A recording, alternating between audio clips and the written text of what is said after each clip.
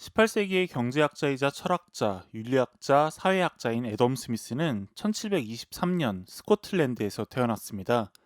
그는 27살의 나이에 글래스코 대학의 교수가 되었으며 약 10년 뒤인 1760년대에는 헨리 스콧이라는 귀족의 개인 교수가 되어 함께 프랑스와 스위스 등지를 여행했죠. 데이비드 휴me 등 당대 스코틀랜드 계몽주의 사상가들과의 교류에 더해 유럽 대륙의 사상가들과도 교류하게 된 건데요.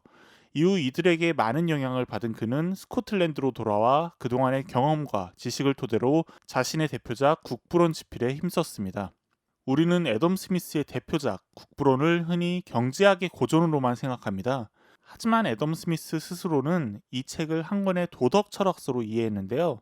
책의 핵심 주제인 한 나라의 부는 어떠한 질서 또는 원리에서 이루어지고 있는가라는 질문 또한 그 자신의 연구 주제인 도덕 철학 내에서 조망하고자 노력한 결과물이었죠.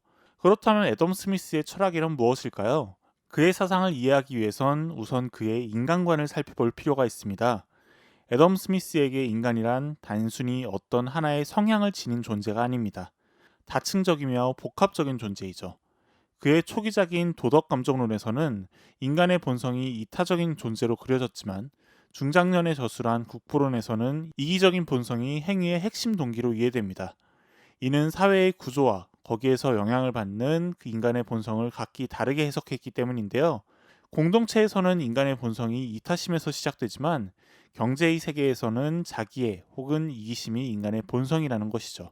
애덤 스미스가 보기에 서로에게 유용한 물건을 교환하는 것은 인간의 고유한 특징입니다. 우리는 동물들이 무언가를 교환하는 것을 볼 수 없습니다.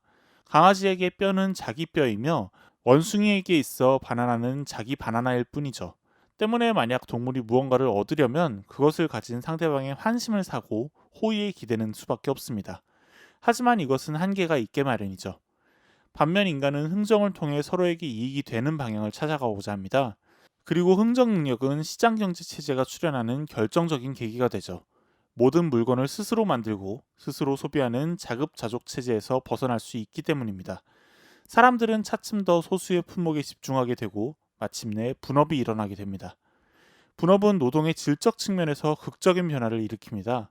가령 애덤 스미스는 한 사람이 옷핀을 만드는 것과 공장에서 분업을 통해 옷핀을 만드는 경우의 차이를 소개하는데요.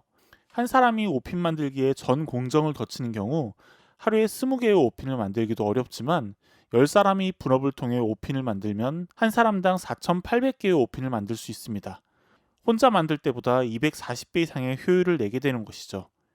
애덤 스미스는 분업으로 인해 생산성이 높아지고 누구나 특별한 기술을 배울 필요 없이 노동을 할 수 있는 환경이 갖춰짐으로써 모든 사람이 부를 얻을 수 있으리라고 생각했습니다. 또한 이 사회는 상호 이익에 기초하고 있으므로 사람들이 각자 자신의 이익을 추구하면 사회 전반이 이득을 볼 수 있는 구조가 마련된다고 보았죠.